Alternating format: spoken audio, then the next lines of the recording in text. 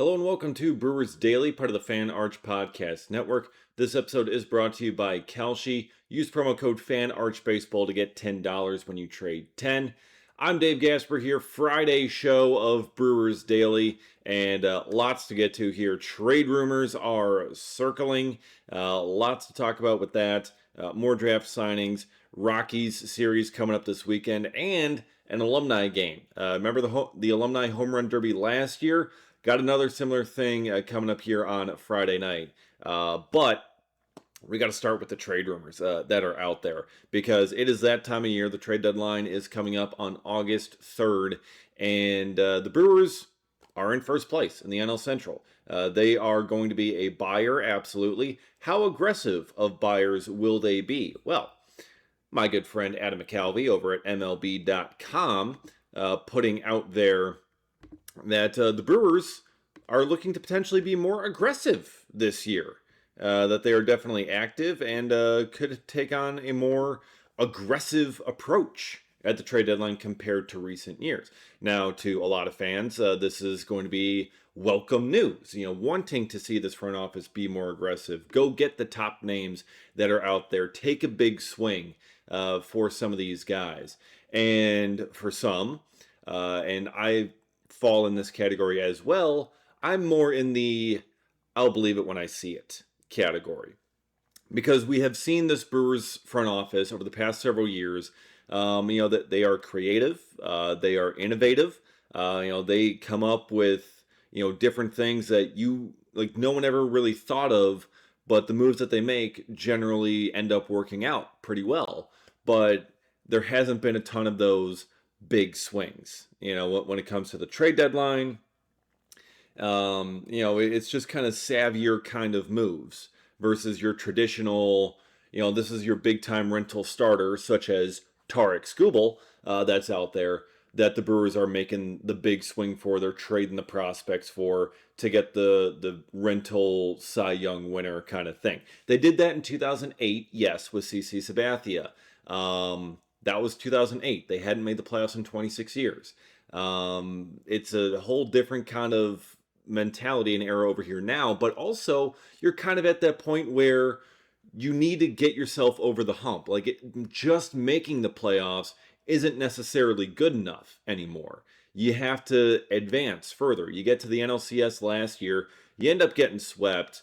They came so close in game one, but still, they were likely going to end up losing that series no matter what ended up happening. But still, you get there. They hadn't gotten out of the first round in so many years. So, being able to make it past the NLDS, make it back to the NLCS, that was great to get over the hump. But you might need something a little bit more here in order to do it. And so, Adam McCalvey reporting that the Brewers have indeed checked in on Tarek Skubal. Now, granted, what does this really mean? Does this mean that the Brewers are making this big push for Skubal? No, not necessarily, because what we also know about the Brewers is that they call on everybody.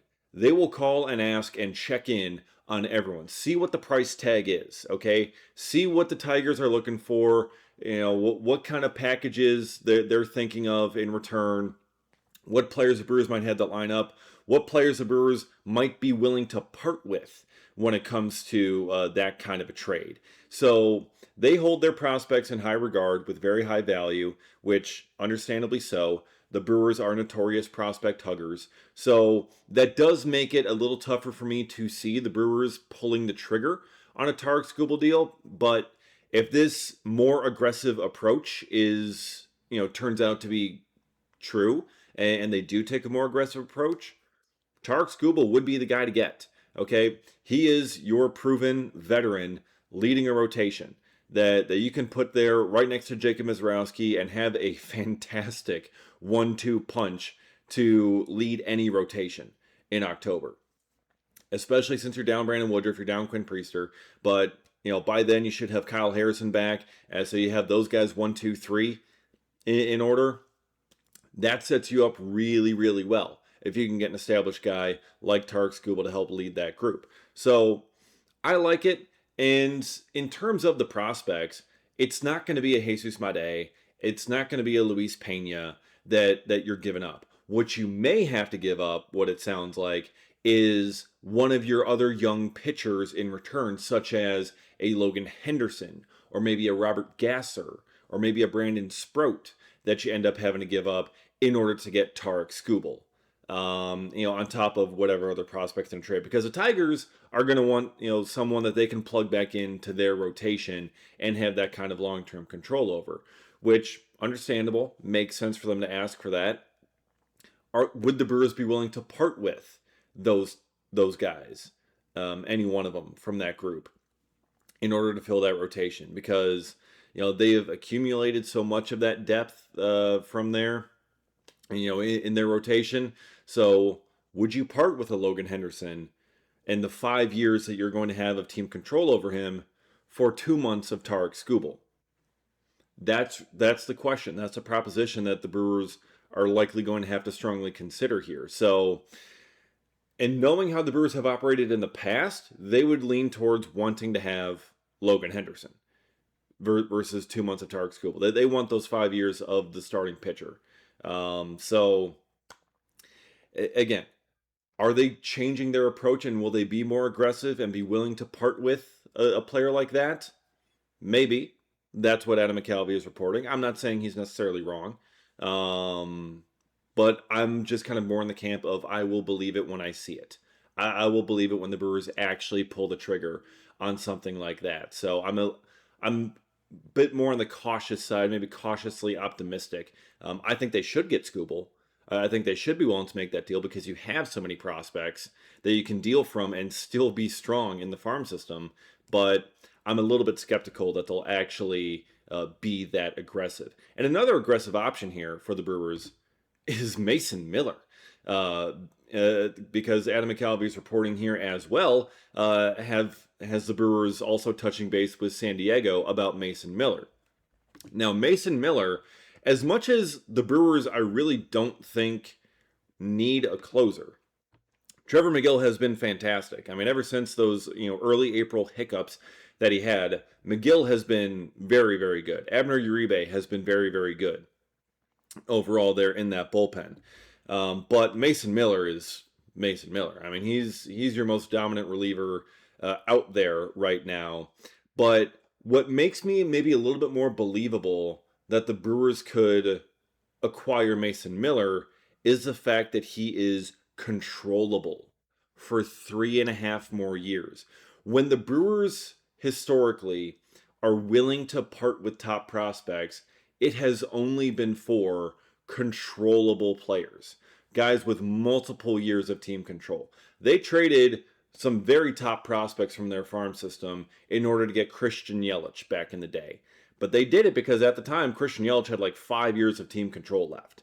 He had 5 years left on that contract. So they were willing to part with those players for that. They're willing to do it for guys with those multiple years. For rentals, not quite as much. But since Mason Miller is that dominant, he has 3.5 years of team control. That might be something I could see the Brewers being willing to make a move on. Even though I don't think closer is necessarily their biggest need. But you can have Miller there in the 9th, and it just makes the rest of your bullpen, you can move Megill up to the 8th, Uribe the 7th, things like that. It just kind of changes your dynamic of how Pat Murphy utilizes that bullpen. So I think he certainly is a possible trade target. Now, I know the Padres have a very high price tag. They paid a very high price tag to get him last year. So they're going to want something similar back in return. I don't think Jesus Made would be parted with for this. I don't think the Brewers would give up Made for a reliever. But Luis Pena maybe would be an option to headline a package back there for Mason Miller. That may be a route that they end up having to go. You could look at potentially Jet Williams maybe, but I'm not so sure that he has quite that kind of level of pedigree to be the headliner for this. Luis Lauren, Cooper Pratt obviously off the table. Josh Adamszewski, maybe another route to go. Andrew Fisher, maybe a possibility. Could the Brewers sell high on Fisher? Are they convinced that he can keep this up and have this be sustainable while he has such a high strikeout rate in the minor leagues. Braylon Payne, same kind of thing. He's got a fairly high strikeout rate. It's down a little bit, but he's certainly risen up the ranks here. So is that where you go? Would it have to be Pena, or could you go the Jet Williams or Adam Shesky or Fisher route as a headliner? I don't know, but I think that's if there was a player the Brewers would be willing to part with top 100 prospects for, it would be a guy with multiple years of team control, which is what Mason Miller has. So I'm keeping an eye on that front as well. Again, I don't think it's necessarily likely because the Brewers' biggest need isn't necessarily a closer there. I think it's just more overall bullpen depth that they need to have. But when Mason Miller's available, that's something that you got to consider, especially for 3.5 years of a very dominant reliever. So that's something to keep in mind as well. But we can keep everything in mind here because we can trade every single game on Kalshi throughout the season, which we absolutely love doing. And look, Brewers, Rockies coming up here this weekend tonight. Rockies coming into town. Rockies are bad again, as they have been for a while because they're a horribly run organization. And the Brewers are very good once again. So I'm taking the Brewers here, and I'm thinking the Brewers winning by over 2.5 runs. Okay, so the Brewers are winning by 3 runs or more in this game here on Friday afternoon, starting at 3 o'clock. And that is currently trading at a 38% chance on Kalshi, which means a $100 trade pays out $240 with a win. On Kalshi, you're trading against peers in a live market, meaning there's no house. And as the probability changes, you can buy in and out of your position. For a limited time, download the Kalshi app and use promo code FANARCHBASEBALL to get $10 when you trade 10. KALSHI, Kalshi, trade on anything. Okay, so also trying to keep you updated on the draft pick signings here. The Brewers have signed a couple more. Grant Hill, no, not the small forward for the Brewers, but Grant Hill, the right-handed pitcher out of Chelsea High School in Alabama, 7th round pick. He has signed with the Brewers, so he's gotten that done. And also now officially 18th round pick Brady Smith at East Carter County High School in Missouri has signed as well. So he's now officially on the board. Grant Hill officially on the board. So now Aiden Knack is really kind of what you're waiting on for the Brewers to really kind of determine how much pool money they have left for those rounds 13 through 16 picks that they have. So Aiden Knack, the pitcher out of Clemson, he's kind of your last holdout there in the first 10 rounds. And those high school picks on the rounds 11 through 20 range, I'd expect you're not going to sign all of them, but I think they're going to be signing at least 2 from that group. There's going to be at least one that they don't end up signing, I would imagine. But Carson Hart might be your biggest target there, just with being a position player. An outfielder, left-hand hitting outfielder out of Mankato East High School. A lot of from the Minnesota ranks this year in this draft. But also another one that excites me is Keaton Majorana. So if the Brewers can get those 2 guys, Hart and Majorana, I'm feeling pretty good about how the Brewers signed with this draft. So we'll see who they end up ultimately getting from that group, but that just leaves 5 total draft picks that are officially unsigned here for the Brewers. That they're going to be trying to get in, and I don't think they're going to be able to get all of them, but you got to get Aiden Knack in, and then you're going to see how much money you have left over and sign as many of those rounds 13 through 16 guys as you possibly can with however much money you have left, and using potentially all the 5% overage, but we'll see what ultimately they end up doing. But usually what we've seen with the Brewers is that they bring it down to the wire, especially for those those high school picks in towards the end. So they're probably going to get Knack done here shortly, I would envision. But the deadline to sign these guys is the 27th, July 27th, and I would envision that we are going to find out about those rounds 13 through 16 picks on the 27th. That's when I would envision those deals getting done, because that's just how the Brewers have operated in the past. So that's kind of my expectation for that. All right, finally here, Brewers game this afternoon, 3 o'clock start as they take on the Colorado Rockies. They come in here for the series. But the Brewers also have their alumni game that's going to be today. They had the Alumni Home Run Derby last year, which was a huge hit. So now they're bringing back some alumni stuff, and they're doing a full-on alumni game. So you're going to have Team Milwaukee versus Team Wisco, which is, just kind of playing on, obviously, the City Connect there. But, you got Doug Melvin and Eddie Cedar running Team Milwaukee. Gordash and Garth Orge are running Team Wisco. Team Milwaukee's got Ryan Braun, Corey Hart, Richie Sexton, Travis Shaw, Manny Pena, Ben Sheets, Doug Davis, Danny Cobb, Tim Dillard. You got a loaded group over there, but Team Wisco, Jeff Jenkins, Bill Hall, Casey McGee. You got the Bash brothers of Eric Thames and Jesus Aguilar, Jonathan Lucroy, Eric Kratz, Giovanni Gallardo, Randy Wolf, Corey Knabel, Ace Chanderson, Chase Anderson, Brooks Kieschnick. Okay, Brooks Kieschnick walked so that Shohei Ohtani could run. You got a loaded group over there. This is just going to be so much fun. $2.50 beers and brats before first pitch. So that's also going to be fun as well. Loaded rosters, very fun. Very excited for this alumni game that's going to be after the 3 o'clock game for the Brewers and the Rockies.